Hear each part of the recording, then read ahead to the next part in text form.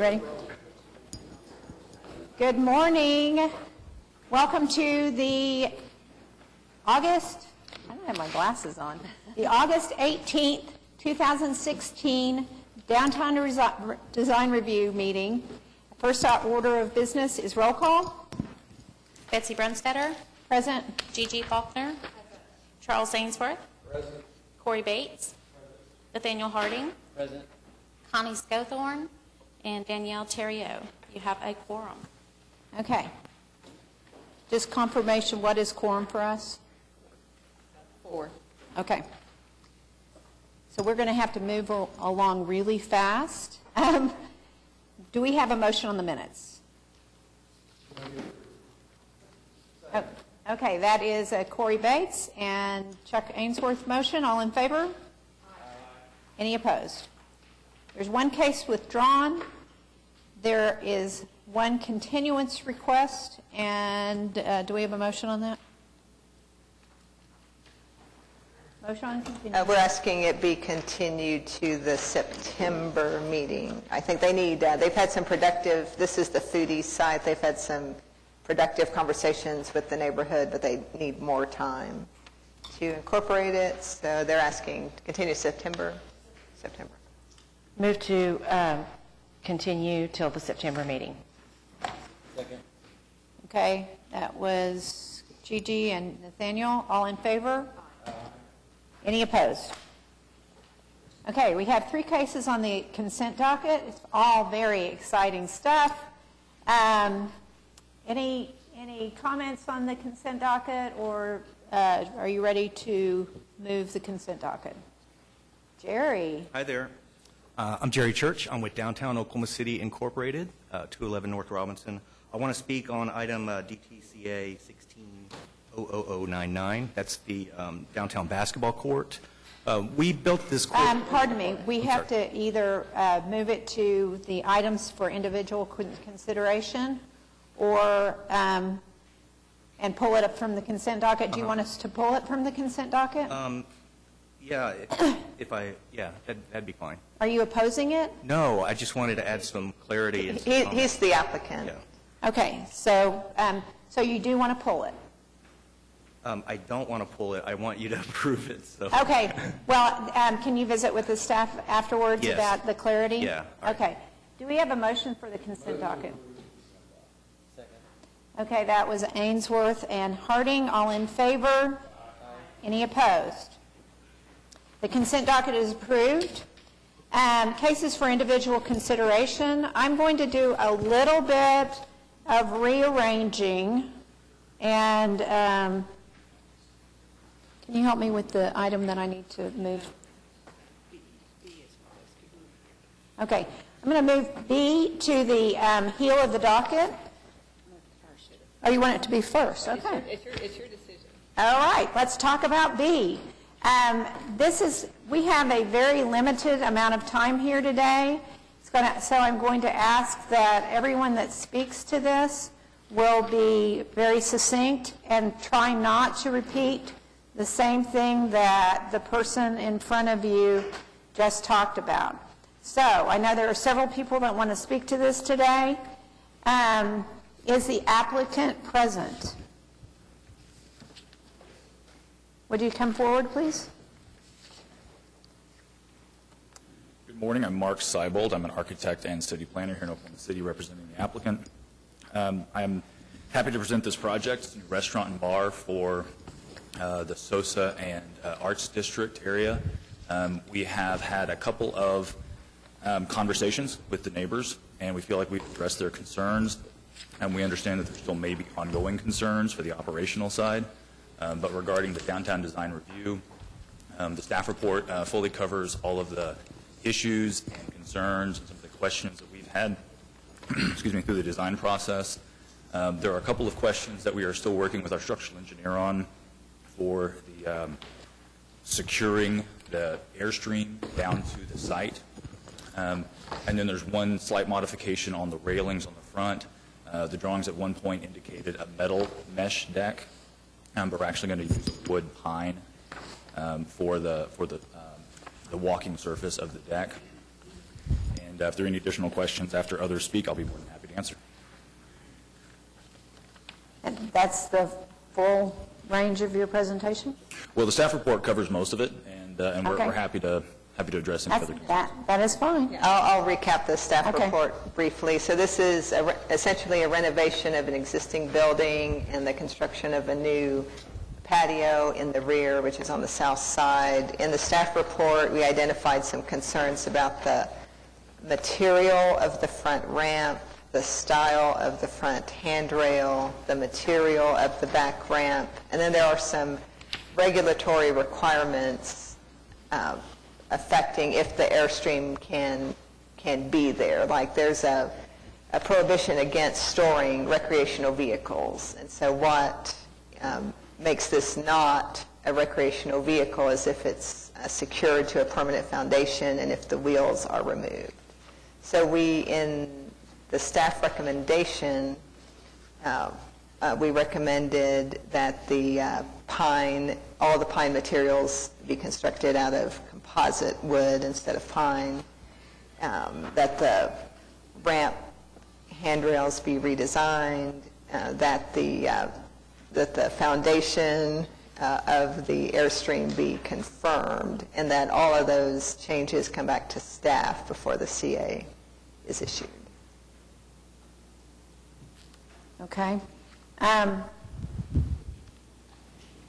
you been able to address any of those things before we go on with this? Well, yeah, and none of the issues that are related to the staff report were concerns of the neighbors.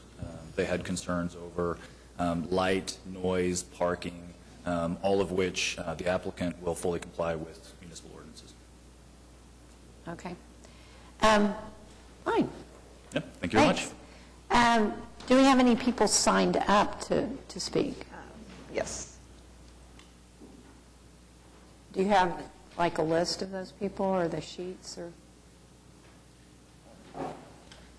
I had a quick question. So I wouldn't clear of the items that staff listed for the conditions.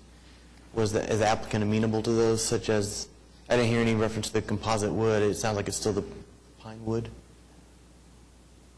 No, Mark, do you want to confirm, are you guys good with changing to composite wood?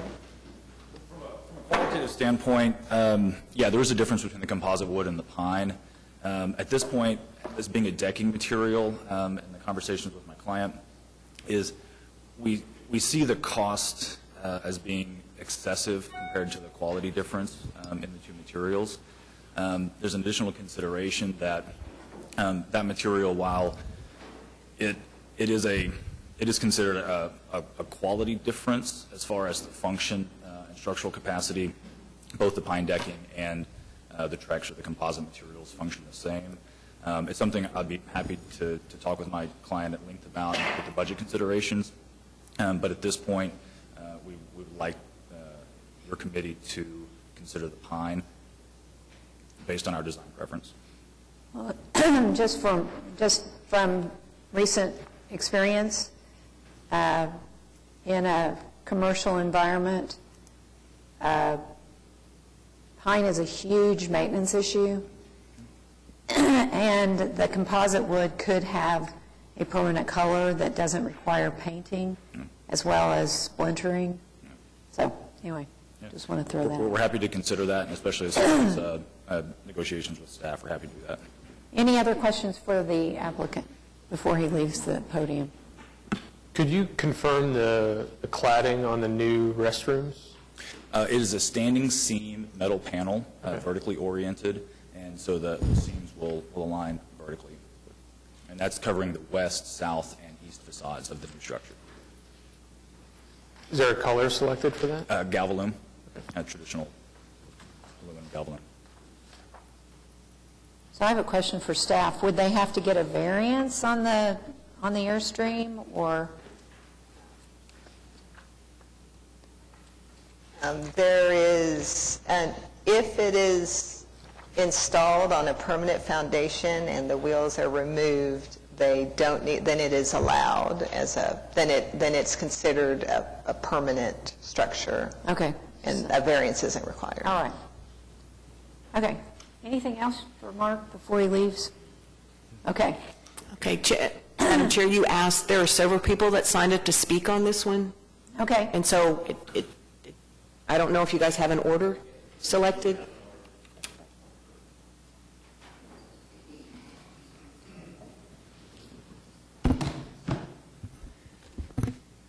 You know what the problem with reading glasses is? You have to take them on and off, so please bear Have you with me. noticed that? And if you look over them like this, you All get right. your picture in the newspaper, and it looks really bad. Yeah. When you go to the doctor, they say, why don't you put your glasses up so you don't understand I like this all the time because it's like this. So anyway, my name is Michael McCoy. I am an architect. I am an owner, occupant of a building in the Cottage District, and I've also purchased an adjacent property that we're going to build a residence there. Obviously, I am against this particular project. I think it is outside the design parameters of the DTD. And for simplicity, I'm going to be very quick, but I'm going to go through the DDRC's comments and just address additional features in each one of those, so please bear with me. The wood frame ramp in the front of that, obviously DDRC has already mentioned the incompatibility of a temporary wood, pine versus a composite material, and I think there's some other issues that come into play on the front of that. Number one, that ramp is going to be 40 inches high. So it's going to expose the wood structure at the bottom of that ramp, visible from 5th Street. And I think that would be objectionable. Number two, there are existing materials on that building, brick veneer, aluminum framing at the windows, aluminum framing at the front canopy cover, and there is no consistency in that material usage in that ramp. Additionally, part of the existing raised planter area is going to have to be removed in order for this ramp to be installed. It appears that that raised planter area was a part of the original construction. Part of DDRC's comments is that this building is now 50 years old. We're talking about taking away potentially historic character of that building, so the owner needs to obviously be aware of that. Number 1C was the toilet room addition. Although DDRC mentions that, they don't really talk about the aspect of that toilet room, and I'd like to cover some additions to that. The applicant has referenced that this is going to be a galvanized metal wall panel system. If you will look at the drawings comparing the floor plan with the building elevations, approximately 50% of level 1 of this building is going to be covered with Galvalume panels. That is completely inconsistent with basically a building that's a brick veneer, flat roof, and canopy conditions. There is no similarity in the material usage on this. I believe that when you combine the elevated wood flooring, the aspect of the structural system for these toilets, this is a floating building. It is not a concrete slab on grade. I think when you combine all of the elements that are shown on the drawings, my problem with this is that it does not represent a valuable asset or addition to this building. In fact, it looks very temporary in nature. The idea of the construction, the idea of the dissimilarity in materials, I believe there will not be any implied value addition to this building. In fact, I would question that this toilet room addition doesn't require that building and its building systems to be entirely brought up to code because it has added square footage to this and revised egress. I believe additionally, as this area continues to develop, what's really nice about this area is the fact that when you combine the potential for lot splits, the alleyway enhancements, what we're creating is property that is now creating, I don't want to say a multiple main front, but there are actually properties that access only from the alleyway, and the back of this building is going to be extremely visible from the alleyway. And in fact, if you took the programmed additions that are being placed in the rear and attempted to be put in the front of this building, I would believe that there would be no question that this would be denied. Dissimilarity of materials, and again, the application of temporary construction on what is obviously a very permanent facility. I believe when you look at that it is outside the intent of DDT. Wood patio in the back. Again, the DDRC has talked about the applicants wanting to use a pine material for this. This is a 2,000 square foot deck area, and I don't think it's going to enhance the development of this particular region, nor do I think it's going to enhance the Cottage District, which is a part of the purpose and intent of DDT. Airstream trailer. Even though the DDRC has mentioned the potential for this to be an accessory building, I'd like to read you the definition of an accessory building.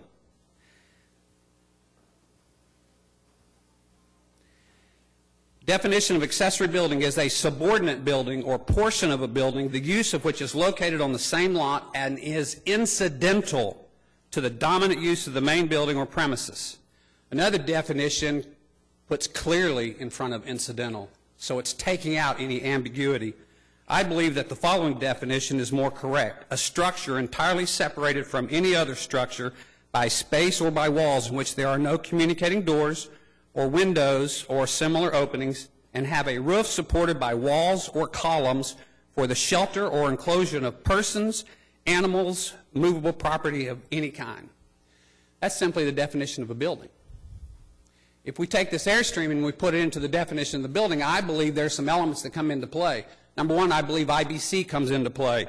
It should define the occupancy group. It should define the construction type, structural design, separation from property lines due to fire-rated designation of the exterior wall openings, etc.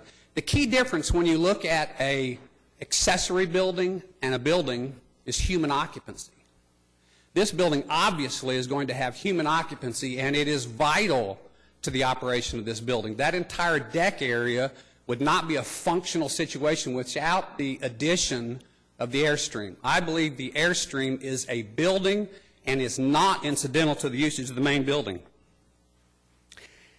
I believe that the designation of the trailer potentially opens the doors. We're talking about removing the wheels of a trailer. Would it not be a potential to be open for that to be an office or a bedroom? Again, if we cross the line from a non-occupied to an occupied building and classify an occupied building as an accessory building, I think you have opened the door to potential. I understand the DDRC, by its name, has the responsibility for design review as per the respective district guidelines. However, due to the scope mentioned in the purpose and intent of DDT, I believe that there are other implied design issues of the project that fall within review guidelines. One of them is the current characteristics in the development. I think you have to understand what's happening in that area. The past 5 years, there have been a tremendous growth in upscale residential development.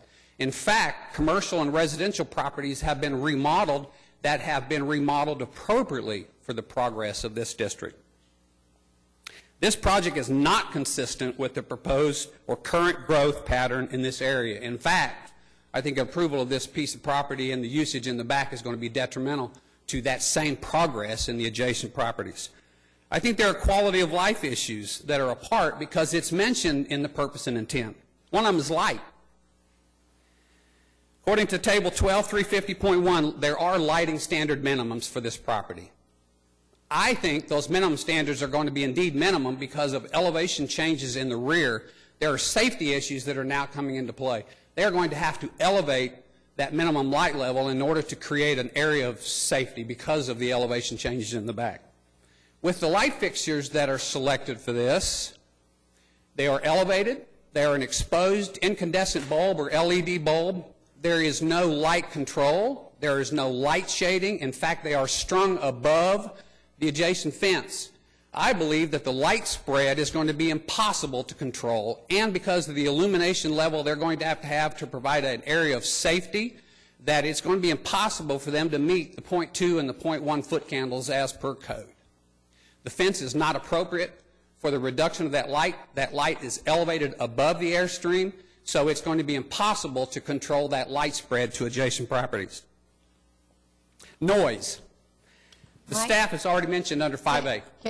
I got two more things. You're taking a deck area, they're programming 85 people. 42 are already shown in seating. That means they're only programmed 40 plus in 2,000 square foot. IBC would allow at 15 square foot per person, 133. Take that to standing room only, and that occupancy count goes to 400. Now, they have 6 toilets, which allows them an occupancy count of 240. Program 80, that leaves you almost 200 people on that outside deck as a minimum. I believe that it's going to be impossible with this project to meet the noise ordinances. Parking. If you put 50 parking requirement spaces down in that district, we don't have it to give. 50 out of 200, take that to 75, and those parking spaces are going to be in property and in areas they shouldn't be. And to end it, my best analogy for this, to compare this to a neighbor in a cul-de-sac area, having a garage sale every weekend, Cul-de-sac represents a close-knit group of neighbors that share a common area, closed to through traffic used by kids after school, riding bikes or playing ball, and a perceived level of safety. The nature of the garage sale increases the use of the shared area beyond its capacity. Cars blocking drives, parking in non-designated areas, increased traffic in an area quiet by its design. This creates the potential for limited entry and exit from the area by its own residents or general errands. These things occur because the existing infrastructure and built environment are not of the capacity to cover the induced demand. And that's exactly what's going to happen in the cottage and the DTT area. Thank you. Okay, good arguments, Mike. Next. Good morning. My name is Mike Deba. I was actually supposed to go third, but after that, Brett wouldn't get up here, my neighbor.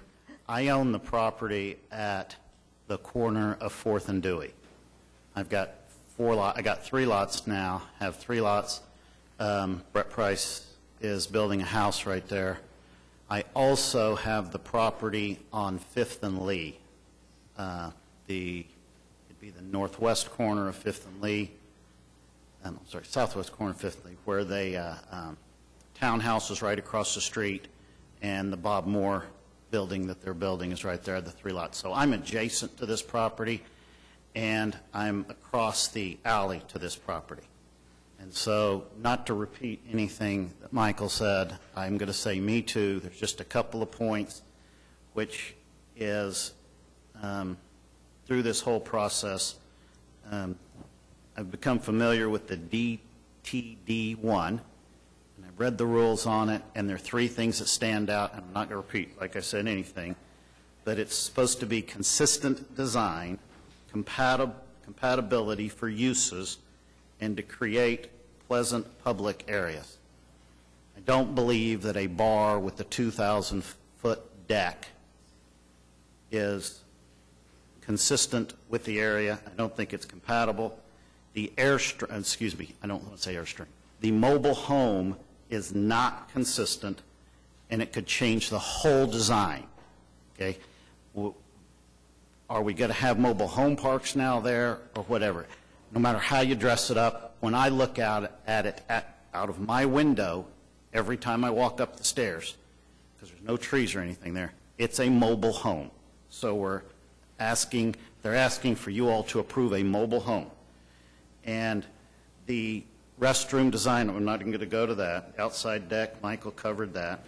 The compatibility with the area, a bar with noise, lights, that many people, possibly drunk people, is not compatible with residential as I know it.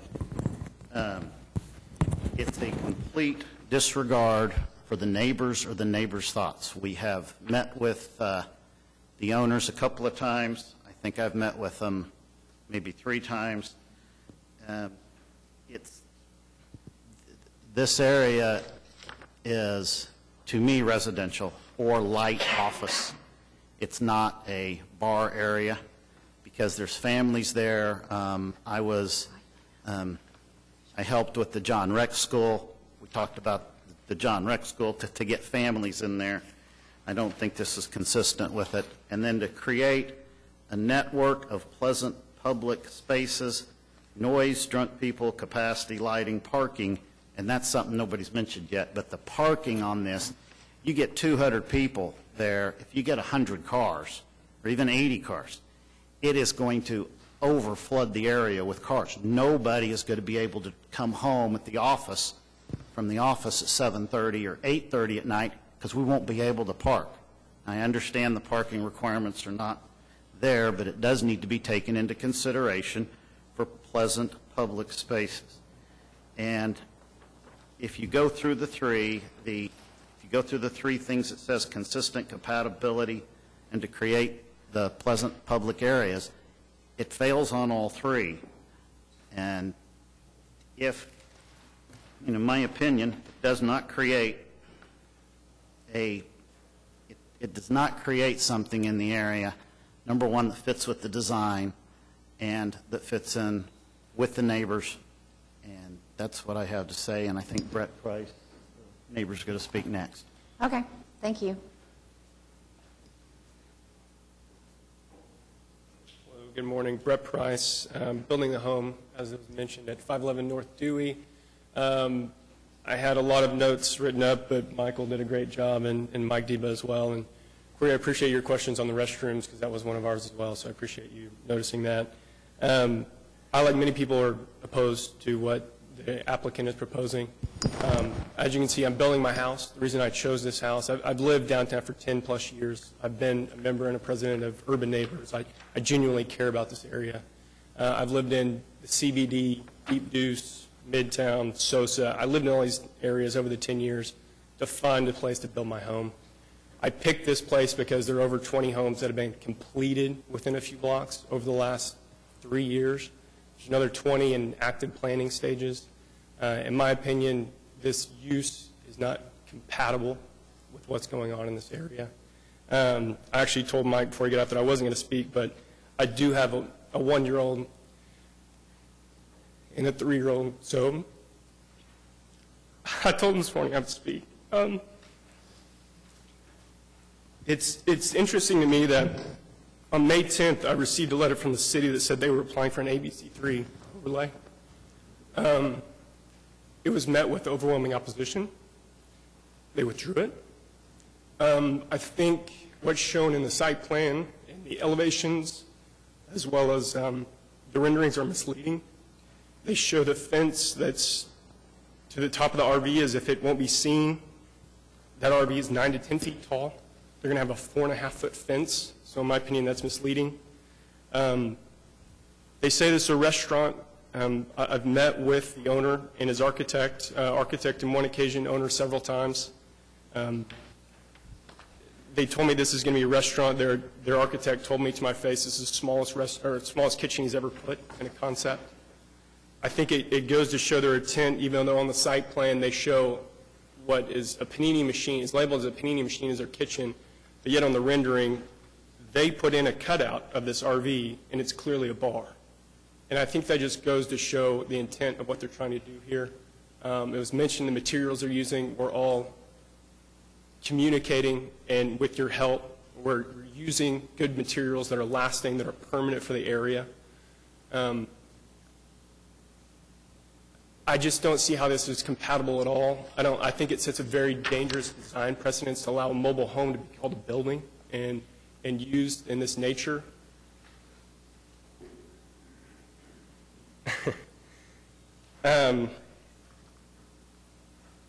I just think it sets a bad design precedence, and it really has the potential to change this whole area that has gone through a lot of ups and downs, and in all appearances is heading back up, and we really want to maintain that.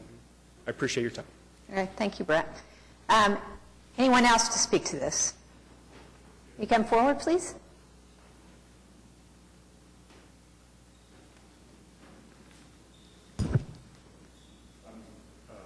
Brad Johnson. I live directly across from where they are, 617 Northwest 5th Street.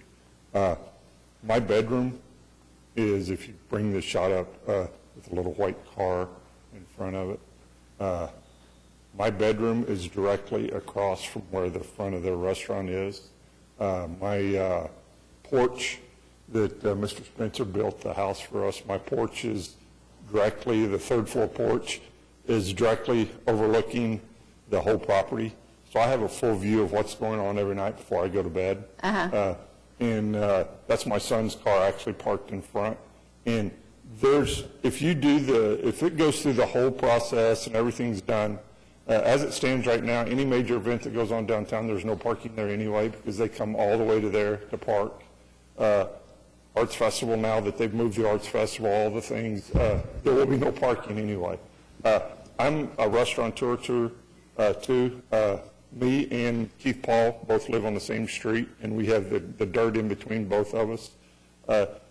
If the Airstream is going to become part of what's going to go on downtown, it would sure make an interesting time for what we could do with that piece of property in between Keith and I. So we're both restaurateurs, and we understand what they're trying to do. We completely get all that, but that's it. From there to where the front of their restaurant is, it's 122 feet. And my wife said, you better absolutely stand up and say, she's in New York right now, but you better absolutely stand up and say that you're completely opposed to this, because that's something we don't want to do. Thank you. Real quickly, just so that the neighbors know, we're all very conscious of some of your comments. I raised my baby, who is now almost 34 years old, in a house that had a direct view of Triples back in the day. You guys know what Triples was. And I would call Triples at 2 o'clock in the morning and say, shut your band down. Now, so I understand. It was an approved use back then, and this is an approved use now. We're looking at design, and we have to look at design. So I just want you to know that. Anybody else want to speak?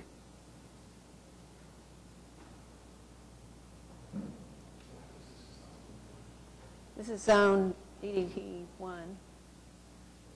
Susan, you want to talk about the approved uses, or Lisa? Yeah, it's zone DTD1. DTD1 recognizes, like all the downtown districts, recognizes a broad mix of uses. Parking is not required.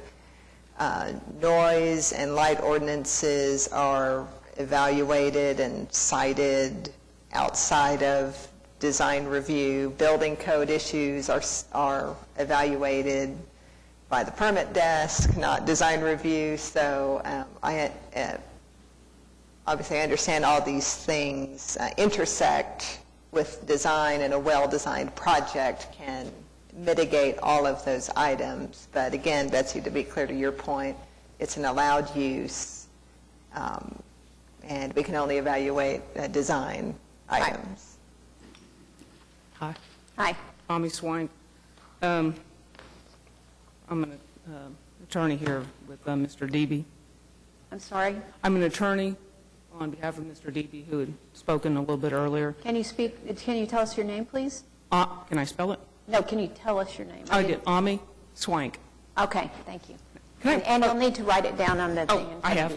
Okay, great. Can I approach you first, hand you a document? Sure.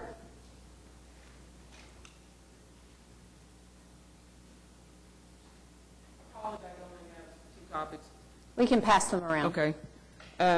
What you're looking at here is the city ordinances for standards for accessory buildings, structures, and uses. Can I speak to this point real quick? Sure. Before it might affect what you're about to say? Planning department works with zoning and the permit desk to affirm how we are classifying and identifying things. And I have confirmed with the permit desk that they were considering this an accessory building. I'm happy to revisit that with them, but I just wanted to, I'm not sure it's in the purview of this committee to evaluate that definition, and it's not even only up to the planning department, because there are two other divisions that we all collaborate on what the definition is. I just wanted to, if that affects what you're about to say. Okay. So, and I'm happy to revisit it. I can't revisit it with them right here, right now. okay, well, if you would consider revisiting it, because when you go down this chart, you'll see that accessory building gets more and more restricted in each specific zone. When you jump down to the zone that this would be located in, it's one of the more restricted uses, getting down to even being examples are including air conditioning units, well houses, guard houses, and other ancillary type of structures. When you have a structure that allows the occupancy to more than double to triple, it's not an ancillary use, it becomes the main use. So I would request that you consider that again with them, because I do not think this falls within the definition of an ancillary building for this particular area. And there is a process for the applicant or anybody aggrieved to appeal the definition, if it's ultimately decided by staff that it is an accessory building. But also point out that let's say it is not an accessory building. Let's say it's an additional building on the same site. There are no, you can have two buildings on the same lot, I believe. I think you can have two buildings on the same lot as long as they're technically buildings and not Right. structures. As long as they're That could structures, yes. Just as easily be a storage unit or anything else. Right. All right, thank you. Thank you. Anyone else need to speak to this? We are going to lose quorum pretty soon, so I want to be able to be as fair with the other applicants as possible. I'd also like to have the committee have opportunity to ask questions. So do you guys have any comments I'll start out. One of the concerns I have is that the deck, the outdoor part of the whole facility more than double, well, it probably doubles the amount of space that is inside. And in that way, I can see how it would really impact the noise issue, because you can control the noise inside a building, but you cannot control the noise outside the building. And if there were some kind of structure that could limit the noise outside, or limit the noise that would filter into the rest of the neighborhood, I think that would be helpful. That's one comment. Well, I think Betsy's right. I mean, I think our purview here is only on the design. I mean, I absolutely agree completely with everyone that stood up against this thing, and I would ask staff, is there any other recourse for them? And if so, what would that be? I mean, I've developed a lot of stuff in Bricktown, and I know what impact bars and lights and traffic and whatever, and I don't think this is the proper use for this area, but given what the investment some of these people are making in homes and so forth. So I'm very empathetic to that, but as Betsy said, I mean, we're here to review the design, so can you help? I'm not sure exactly what they can do at this point. I mean, that's, that would have to be an amendment to the zoning code as far as that use being allowed, I would think. I mean, it's an allowed use under the zoning code, so it would have to be, that would have to be amended. Yeah, and I've attended a meeting with the neighbors, and we brought up, approaching Traffic Commission to reserve some of the on-street parking for the neighborhood. I don't know exactly how that works, but that was one idea. We talked about staying on top of, calling in, every time there's a noise violation, every time there's, disturbances on the street, just to stay on top of it. I do, to some extent, think I think it's somewhat unfair to assume that the applicant intentionally wants to disobey any of these ordinances, and that they intentionally want to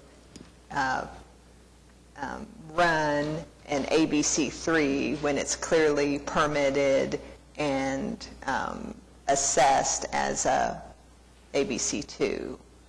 So just from staff's perspective, that's how we're like, we have to believe that that is what is being permitted, because that's what's being requested. Well, here's what's getting ready to happen. If we approve this thing, I mean, as a practical matter, these other people are going to be screaming every night, and they're going to have police there, they're going to have all sorts of stuff. So I think it would behoove both parties, if you want to call them that, in this, to get together and try to figure out how to ameliorate some of these concerns, and because you're going to be working together whether you like it or not, in my opinion. And so I'd like to continue this and have you guys get together and see if we could come to some kind of resolution or compromise that works for everybody. Yeah, I do think a smaller patio would immediately Absolutely. limit the amount of noise. I absolutely agree. I think the ratio of the building to the patio is not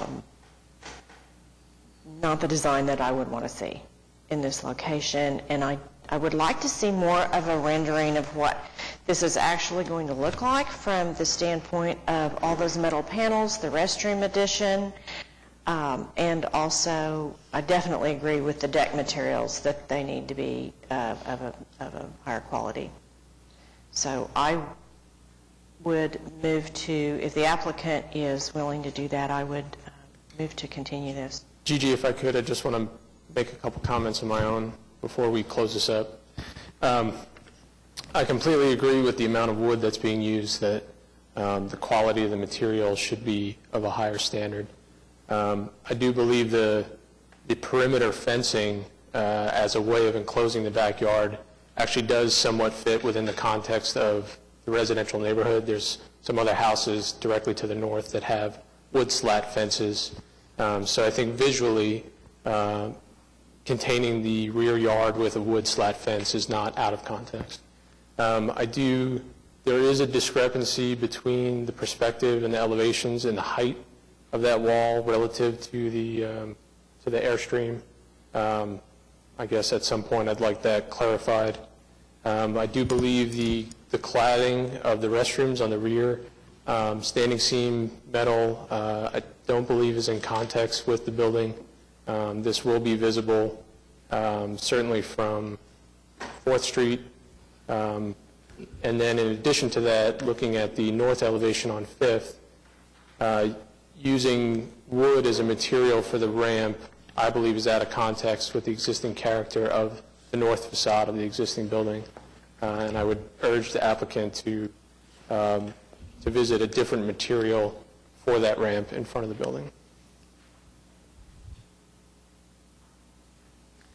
Chuck, to address something you said a little bit ago and to make sure everybody here is aware, next Wednesday we're having a kickoff meeting on revising the design guidelines for the whole Cottage District area. So we're talking about building heights, building materials, and we will discuss use. So if everybody was noticed by a postcard and email, so if you haven't received it, let Paula or Laura know. It's next Wednesday at 5 o'clock at the Civic Center, Hall of Mirrors. So if you're interested in your area, please plan to attend.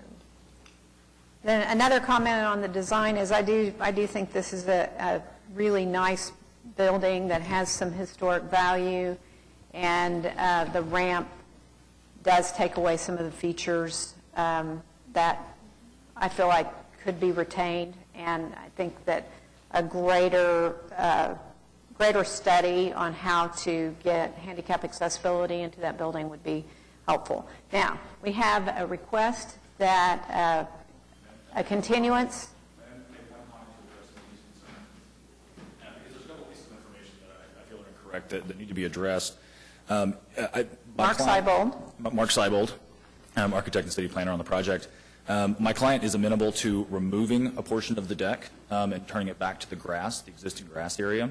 We need you to get together with the neighbors. But the specific things are, even if the deck changes size, the space will still be calculated based on occupancy with the same numbers. So the size of the deck doesn't determine the amount of square footage of the area, which is a permitting issue. Secondly, we're happy to revisit the material on the sides of the bathroom, but the Galvalume is the closest relatable material that matches with the existing aluminum siding on the building. So it is within context.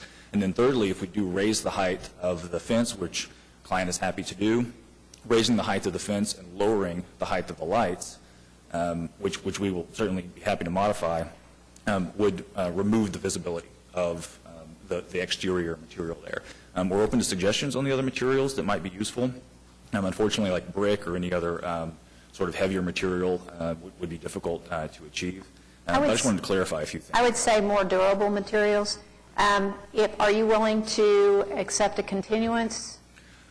Based on the concerns, I think we can have discussions with the neighbors about the materials and about the design review purview. But as we've stated already, we have no intention of violating city ordinance, and we would like Or would you accept a Absolutely, continuance? absolutely, yeah. Okay, do we have a motion? Do we have a, Thank you. Mark, for September meeting, we'll need stuff back in like a week or 10 days. That's fine. Is that can you meet with the neighbors before then? Yeah, sure. Okay. Do we have a second? Second. That was Ainsworth Faulkner. All in favor? Any opposed? That is continued. Now, moving right along.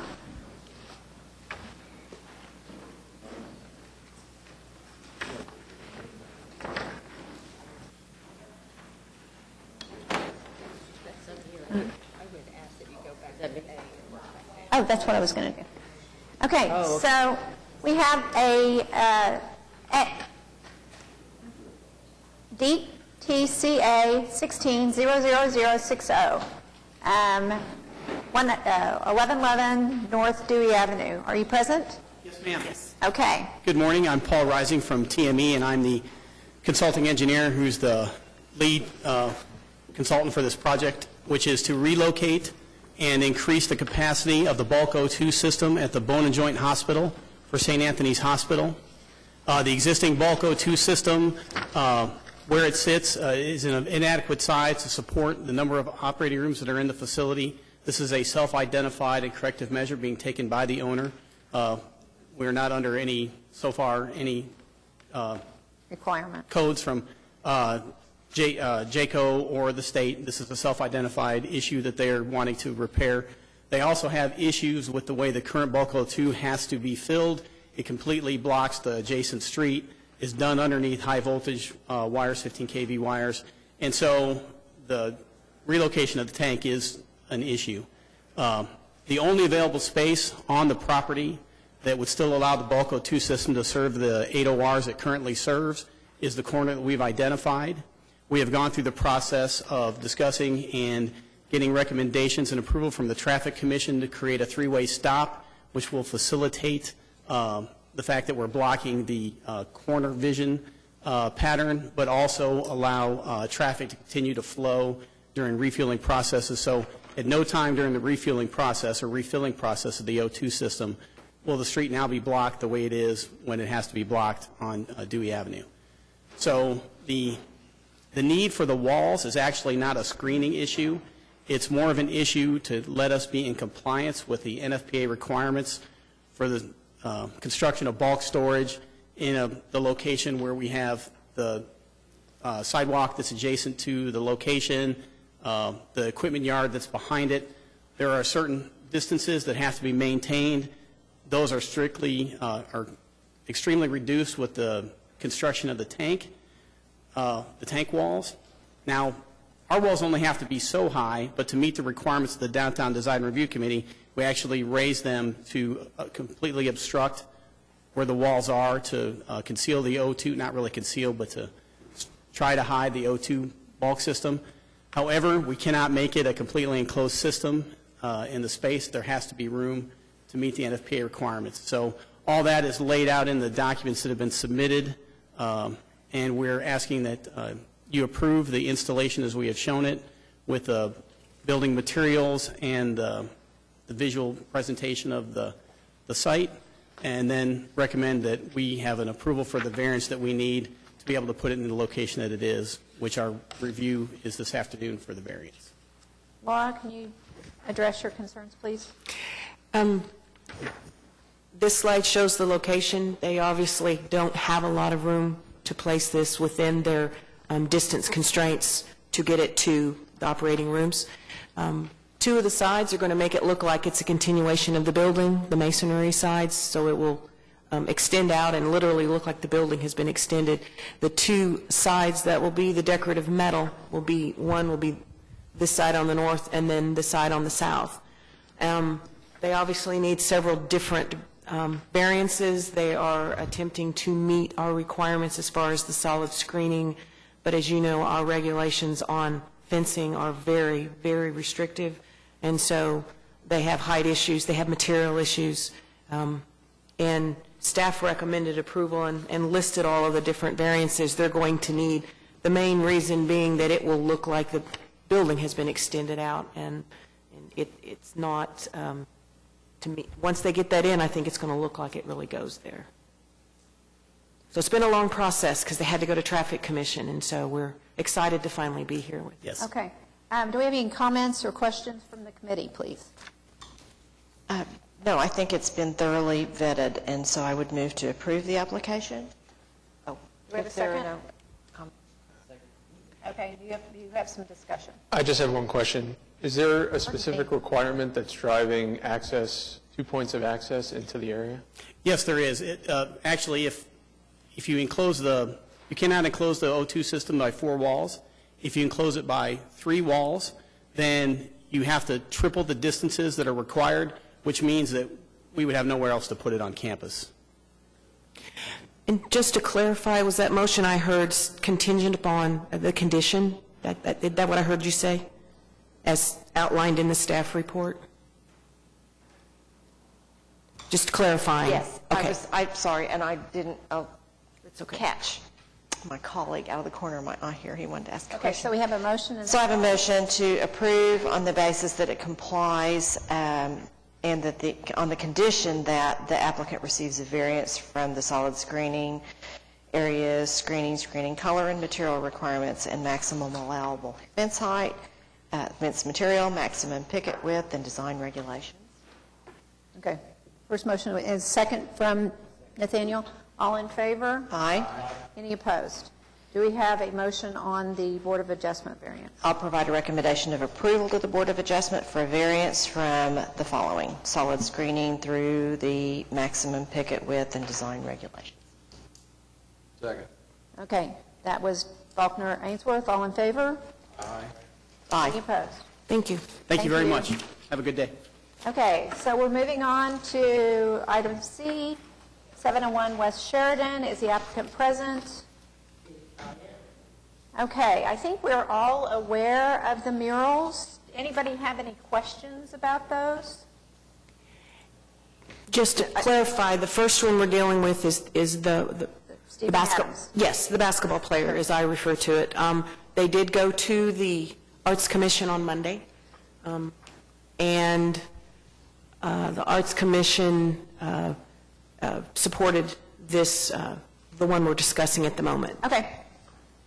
So any questions? Any motions? And just to clarify, this does not include the sign on the corner. We're going to have to deal with that differently. Okay. Thanks. This is just Stephen Adams. West, on the west side. The parking lot side. I'll say, I think it's cool. Thank you. So, I'll take credit for that. okay, we have an Ainsworth. What's your name? Bates.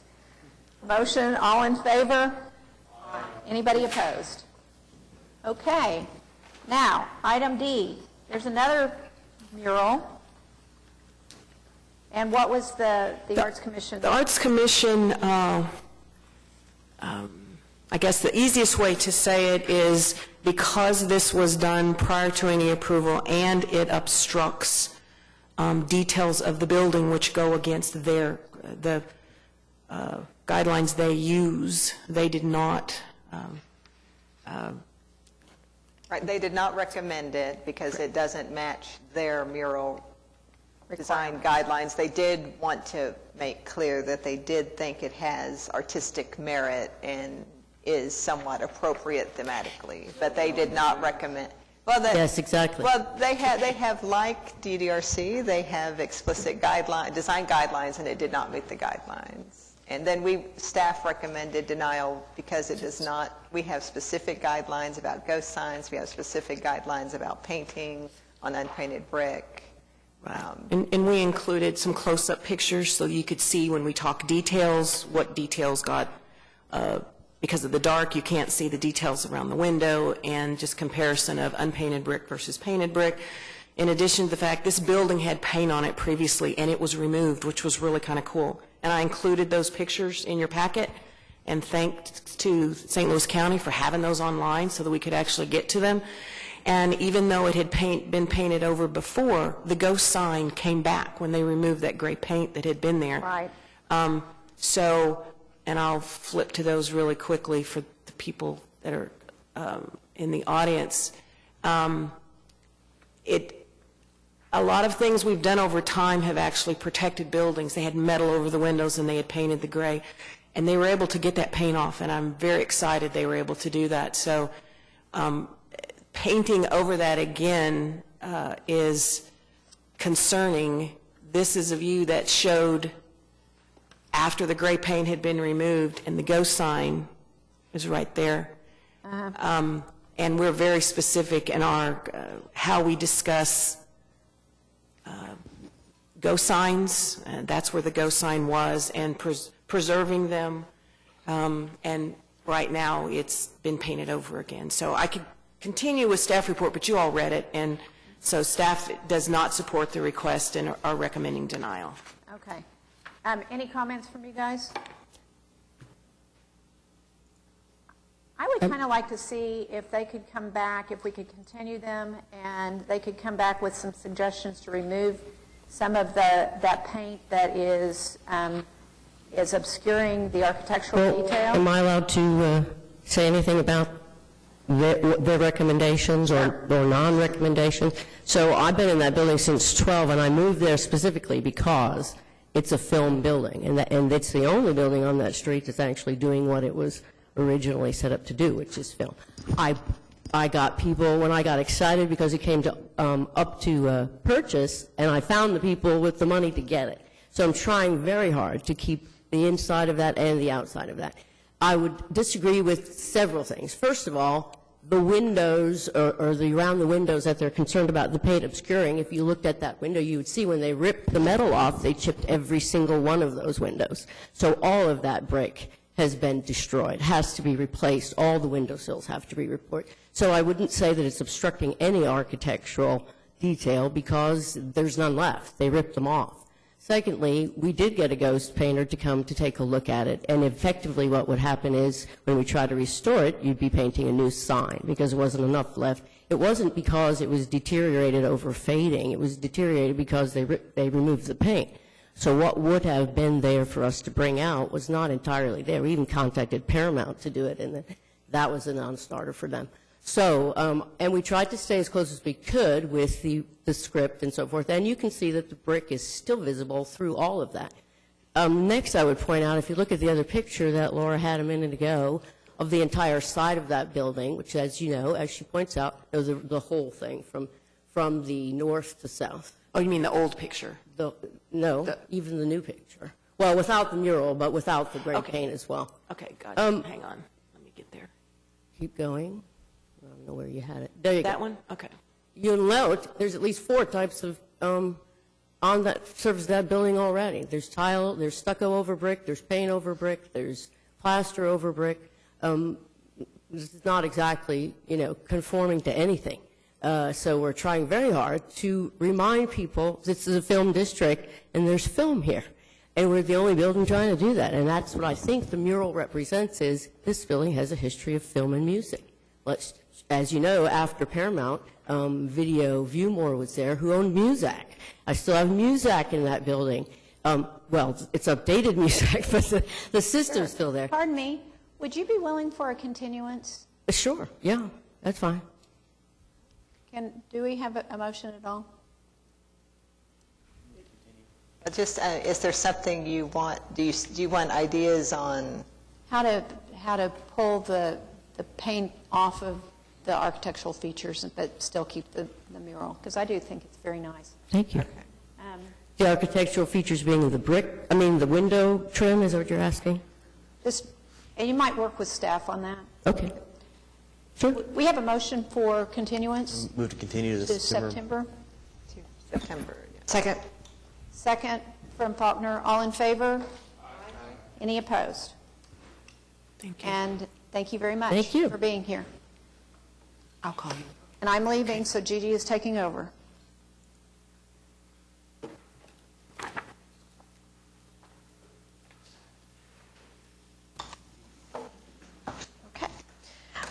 We still do have quorum, and so, for the record, and I want to, now we will look at E, 827 Northwest 9th. Is the applicant here? Please come forward.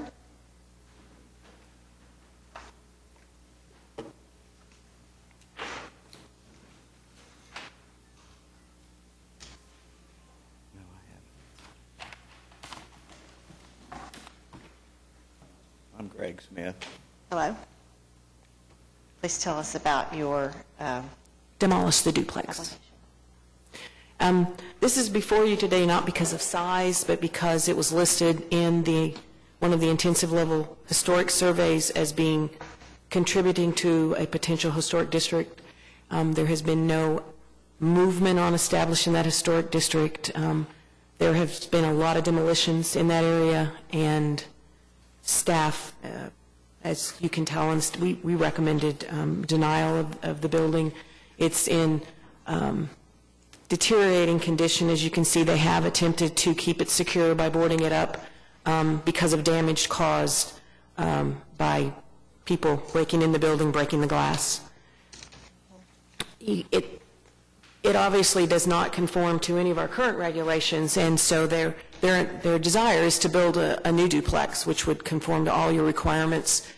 There actually is, down here in the lower corner, there is a new duplex that's literally adjacent to their backyard that's been constructed that conforms to our current regulations, and this is right near the dividing line with the cottage district, so there's a lot of construction going on in that area. Do you have anything that you would like to add? Well, I'd just like to tear it down and build a new duplex. Okay. We're going to do a 3-story duplex. Simple and straightforward. Are there any comments from the committee members? Okay. I will entertain a motion. Do we have a second? We have an Ainsworth Bates motion. All in favor, say aye. Aye. Same sign. Thank you. Oh, did I just do the wrong thing? Sorry. Did I do the wrong thing? Thank you. You're approved. Dang it. Thank you. We'll look forward to seeing what you've got next. Okay, now we're moving on to 6F, which is 901 West Sheridan Avenue. Is the applicant here? Would you come forward, please? State your name and tell us about your project. I'll start while he's signing in. This is the Jones Assembly Building at Sheridan and Fred Jones Avenue. The renovations for it were approved last summer. It's going to be a restaurant and music venue. So now they've come in with their sign package that includes a very large sign on the roof, kind of in the style of like Sunshine Cleaners, Plaza Court Building. There is no historic precedent for that type of sign on this building. Another issue with the signs that we discuss is that most buildings of this size have multiple tenants, and the sign regulations for this area kind of recognize that and allow more signs for all the tenants. But since this is just a single tenant, they're limited in the number and size of signs they can have.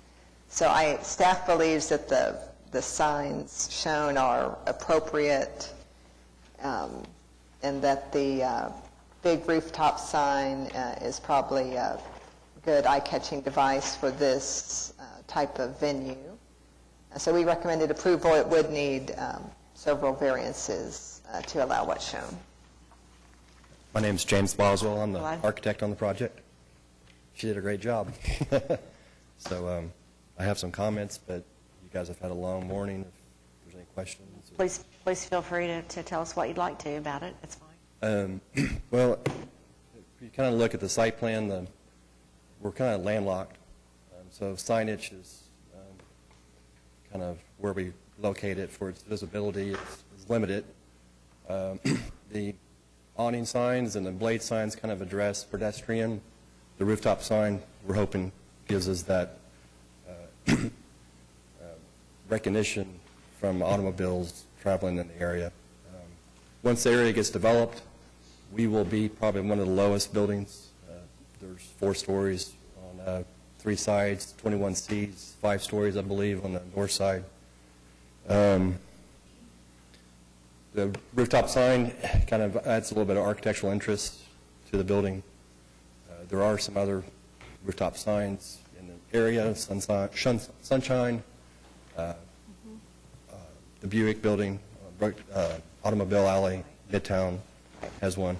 The original Fred Jones Manufacturing Building actually did have 2 different rooftop signs over the course of its history. I know that's not precedence for this building, but it was in the area. Okay. And I have images on all that stuff if you guys want to see it. Okay, thank you. Is there any comments from the committee? I like the rooftop sign. I think I'm fine with the scale of it, especially considering the height of the development that is planned around this building. I would question, is there a reason for the varying fonts between the 2 signs? Between the blade sign and the Jones Assembly rooftop sign is kind of the logos. The block letters for the blade sign are just kind of simplified. They're not speaking well together, just in my opinion, and mainly, I believe it's because of the varying fonts. I think the rooftop sign has such a character to it. I think that's speaking to the brand. Right. That the blade sign, I believe, is taking away from that. Okay. I actually agree. I noticed that, and I actually agree with that, too. I think the blade signs could be really super interesting and really help build the brand in addition to the rooftop sign. Okay. Just a comment. We can make sure those fonts match each other. I'm sure the sign company is going to have to do a little bit to the rooftop sign for neon to work with some of the thin aspects of that font. So to get lighting to actually do all those will have to be tweaked a little bit. Just nature of signs and neon.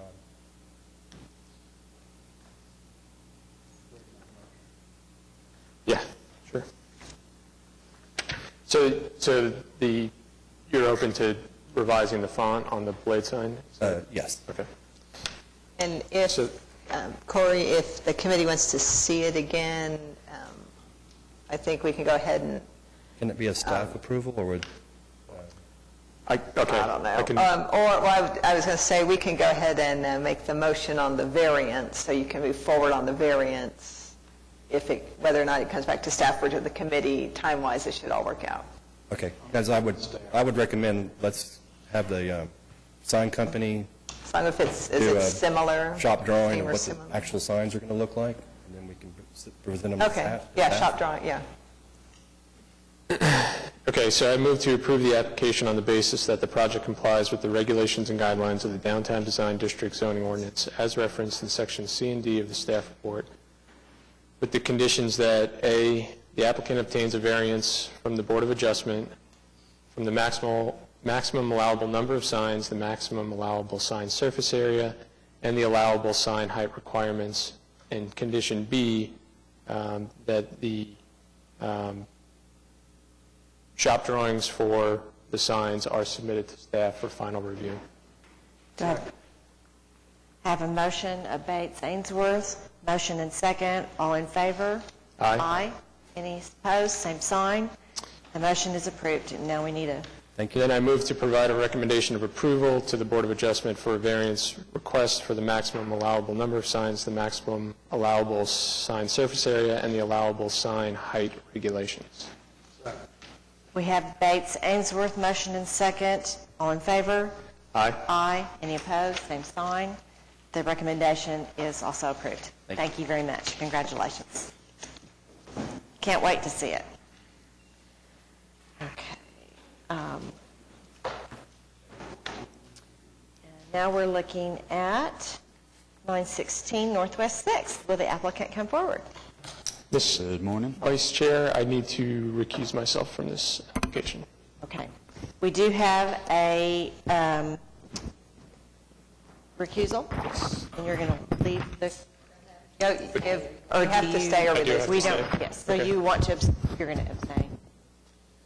It's going to abstain, Yes. not Okay. be Do you absent. want to abstain? I abstain from this application. Okay. Yes, our member abstains, so we do still have a quorum for the record. So please, if you'll sign in and tell us about your project. Asa Highsmith. The project is 916 Northwest 6th. It's the property that's currently got the Sunnyside Diner in it.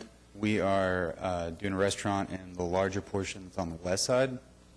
I think the biggest thing that we'd like to discuss today is the patio space, because we are going to be seeking a variance to the fence guidelines. Our fence is going to be taller. It's going to be more opaque than the guidelines ask for in the area. But the main reason for that is we are, to my knowledge, going to be the only patio space that fronts Classen. And I think that's significant because I think, as most should agree, that it's going to be really difficult to provide an active patio next to what's basically a 6-lane highway. We're worried about the speed of traffic. We're worried about the harshness of the corner.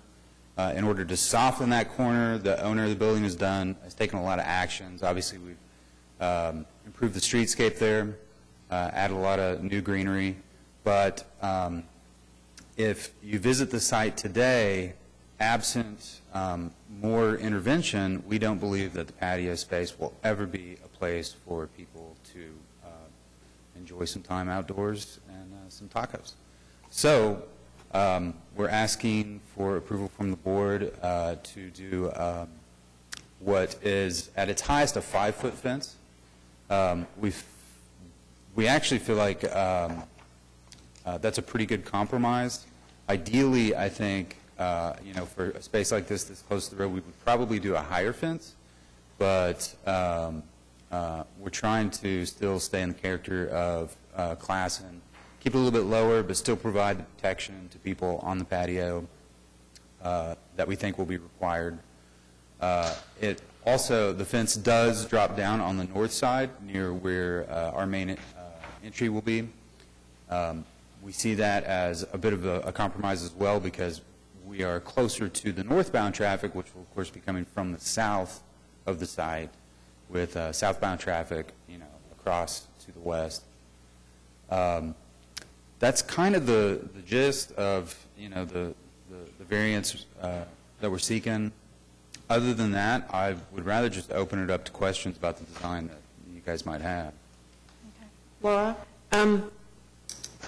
as you're very well aware, we're very restrictive in our regulations on fencing in the downtown design district, especially with decorative metal fences, and we dictate minimum and maximum width of the pickets. And so this particular request, when it came in, as you can see, is not your typical straight line fence. So it's a unique style on a extremely busy roadway. And as we outlined in our staff report, that we're dealing with the maximum height of the fence because we have restrictions. We're stricter in the front yard. The pickets proposed are 5.5-inch wide, and our maximum width is 3.5 inches. Separation between pickets are just 1/2 of an inch, and they have to be at least 3.5 inches. So they're going to need to get a variance. Otherwise, you wouldn't have seen this proposal due to the scope. Staff could have approved it. So we go into a lot of the issues he just discussed and feel that it's appropriate to consider the different design at this location, especially if you've been on, most of us drive Classen, and there is a lot of traffic through there. And adding this feature to the building, if you haven't been by lately, it looks really great, all the work they've done on it. And staff recommended approval, and obviously we have the condition because they're going to have to get a variance from those things that I mentioned. Okay. Comments from the committee? Nathaniel? I think the rationale makes sense, and I'm assuming that the design of the fence was perhaps partly for just architectural appeal, but also noise abatement from road noise. Correct. Yeah. I mean, I'm talking about like kind of the jagged shape of it, I imagine has a noise abatement effect as well. Ideally, we'd like to come back in. I didn't mention this in the report because it's not a guarantee we'll do it, and I don't want to blow smoke. But ideally, we're going to come back in with some additional landscaping in the pockets created by the zigzag fence. So that's the intent. But otherwise, yeah, a big part of it was to continue to create visual interest towards the street, towards pedestrians that would walk past that. I guess there's no landscaping requirement as far as regulations? There was with the original project, and those were met. Not with the fence per se, but with the parking lot and the rest of the building. The streetscape. Does anybody else, anyone in the audience want to speak to this project?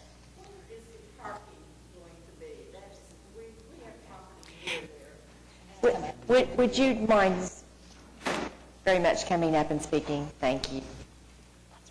I am Yvonne York, and we have property near there. And I'm very familiar with the new restaurant that's on the corner of 6th. This would be facing Classen. Our property is just south of that. I see absolutely no parking. Where would the parking be? Okay. Do you want to address parking?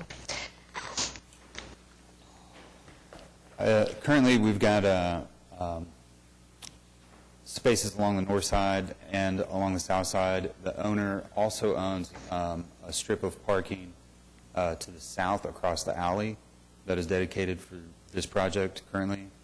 Of course, we are in DTD1, so as I strictly represent the tenant here and not the owner of the project. Obviously, it's the owner's building, so I'm here to some degree on his behalf, but in regards to the parking, that's about the extent of my knowledge. Just to clarify for them. They're not required to have parking. In that zoning district, they're not required. So there's the obvious parking on the north side of the building currently, where they've got the wheel stops. There's parking along the south side. There's street parking, on-street parking that's been used for the building, and then the owner has a dedicated lot to the south across the alley. Other than that, because of its zoning, we actually aren't required to provide any parking. It's the same parking lot as the diner uses. They're using the same parking lots. But for the, for the record, the downtown design district does not require dedicated parking with our applications or our approvals. So, but thank you for addressing that. So, okay. Any other comments? Are we ready for a motion? I move to approve the application on the basis that it project complies with the regulations and guidelines of the downtown design district, as referenced in the staff report, with the condition that the applicant obtain a variance for the fence. And also lump that with provide recommendations, the two different ones. Okay. Okay. We have 2 motions in 2 seconds. So do we want to, let's vote on the first one first. The approval of the application. We have a Harding Ainsworth motion and second. All in favor, please say aye. Any opposed? Motion. Abstention. Oh, that's right, you abstained. I also vote aye, so the motion passes. And then we have a motion, Harding Ainsworth, for approval to the Board of Adjustment. All in favor, say aye. Aye. Any opposed? The motion's passed. Congratulations. Thank you. Okay. Next on our agenda on other business is 821 South Hudson. Consideration and possible action for the city on closing an alley that is near the maintenance station. Would you explain that to us, please? Project manager for the MAPS 3 Modern Streetcar Project. So there's an alley that goes into the east side of our property, extends west into our property. We investigated using the existing sewer line to feed our storage and maintenance facility that's in the alleyway. After scoping the sewer line, we deemed it not good enough for our property. So we have looked at tapping our sewer line off of 7th Street. So we're looking to vacate the alley. We've put our application in with the Planning Commission. We have a date of August 25th with the Planning Commission, and then City Council on September 27th. So this is the streetcar maintenance facility that was approved last summer, so nothing, this application is not changing anything about that. There was a subsequent revision that picked up various rearrangements of the track and stuff. We picked that up about a month ago administratively, but so this is just to give them clear space to do what was already approved from a design perspective. Any other comments? We're looking for a recommendation. Okay, I make a motion that we provide a recommendation of approval to the Planning Commission to close a portion of the alley of Southwest 7th and west of Hudson Avenue, Block 35, Oklahoma City Edition. We have an Ainsworth Harding motion and second. All in favor? Aye. Motion is approved. Thank you. Thank you for hanging with us today. My goodness, we have 19, you all have 19 administrative items. It has been crazy. Continue to grow. You all are doing an awesome job. I do have a question about several of these. On the demolitions of the little houses on 4th and 6th and Lee, I think there's quite a few of them here. Those came before, there were... It was another batch. 2 of them came before the committee. A whole bunch, like 10 of them came to the committee about 2 or 3 months ago. So were those a committee vote? Yes. And what was the difference, just for my education? Yeah. We did not bring these back to the committee because the committee, in our opinion, staff's opinion, made clear last time that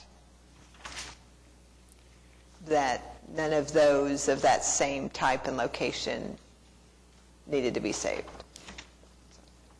Thank you. So these are all virtually identical to the batch that was approved by the committee 2 or 3 months ago. Okay. Thank you. And then I just wanted to note that the appeal, Lisa, would you speak to the appeal of the... Yes, the appeal was continued, and it's actually, the continuance is being heard this afternoon. So there's been no action. It was continued for the applicant and adjacent property owners to look again at the balconies. And so that's going to be reheard this afternoon. At the Board of Adjustment. Yeah. I had a question about 8A7. Oh. It mentions on page 5 of 7, remove bike share station. Is that a Spokey station? It is thanks for looking at that. Yes, it's the Spokey station on Walker by McNelly's. And is that going to be moved somewhere else? Or COPTA was already planning to relocate it. So they gave the approval for it to be removed, and it's going to go somewhere else in that zone. Do you use it? Is that one of your... I didn't know if we were already... Spokey's are still kind of new. I didn't know if that was winding down. There was already... Spokey's is rebranding, and so they're replacing and relocating a lot of their stations, and that... Coincidentally, that station was one of those being... They're unveiling the new bikes tonight, actually. Oh, yeah. Full Moon Bike Ride. Yeah. Good catch. Good question. Okay. We made it through with a quorum. Thank you, Very Ted, good. for sticking around. We do have a meeting next And it's a little bit earlier than usual because of the way it's September 15th. I mean, it's still the third Thursday, but it comes up quicker. Okay. With that, we're adjourned. Thank you.